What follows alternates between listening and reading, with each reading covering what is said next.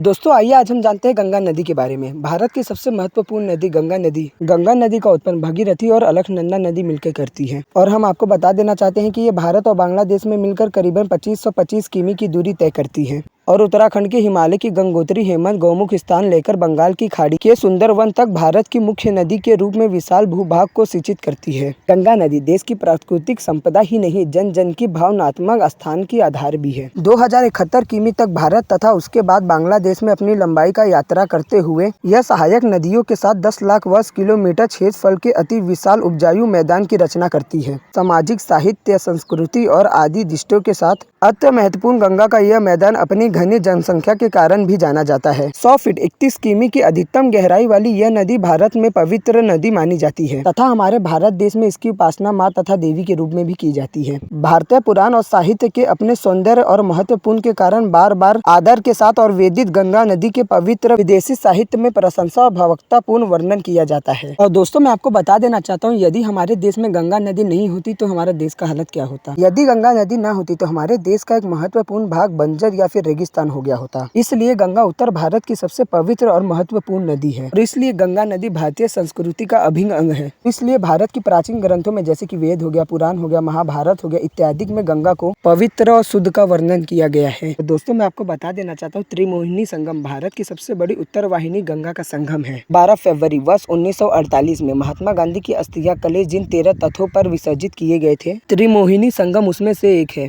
गंगा में उत्तर की ओर से आकर मिलने वाली प्रमुख सहायक नदियां कुल मिला के 9 नदियां हैं, जिसमें से पहले नंबर पे आती है यमुना, घाघरा, बागमती, रामगंगा, करनाली, ताप्ती, गंडक, कोसी और काशी। और मैं आपको बता देना चाहता हूँ तथा दक्षिण से पटवार से आकर इसमें मिलने वाली प्रमुख नदियाँ दक्षिण की तरफ से 4 नदी आके मिलती है, जिसमें पहले नंबर पे आती है सोन, बेटवा, केस, दक्षिणी, टोस आदि है। और हम आपको बता दें गंगा की मुख्य धारा देवप्रयाग शहर से शुरू होती है। अलकनंदा के संगम पर जो अपनी अधिक लंबाई के कारण जल विज्ञान में शतरुद्ध धारा है और भागीरथी जिसे हिंदू पौराणिक कथाओं में शतरुद्ध धारा माना जाता है। गंगा उन लाखों लोगों के लिए जीवन रेखा है जो इसके पास में रहते हैं और अपनी दैनिक जरूरतों के लिए इस पर निर्भर भी हैं। ये कहीं पूर्व प्रांतीय या फिर शाही राजधानी जैसे पाटलिपुत्र, कतरोल, सोनार गाँव, ढाका, बीकमपुर, कारा, मुंगेर, काशी, पटना, हाजीपुर, दिल्ली, भागलपुर के साथ ऐतिहासिक रूप से महत्वपूर्ण है। मुर्शिदाबाद, बहरामपुर, कापलिया और कोलकाता इसके किनारे हैं या फिर सहायक नदियों और जुड़े जल मार्गों के किनारे स्थित है। यह नदी मछलियों की लगभग 140 प्रजातियों, उभयचरों के 90 प्रजातियों का भी घर है। चलिए दोस्तों, गंगा नदी का ये टॉपिक हम इधर ही खत्म करते हैं और आप में से किस किस को ये वीडियो अच्छा लगा हमें फर्स्ट प्राइज दिलाने की जरूर कोशिश करना। और अब बात करते हैं यमुना नदी के बारे में।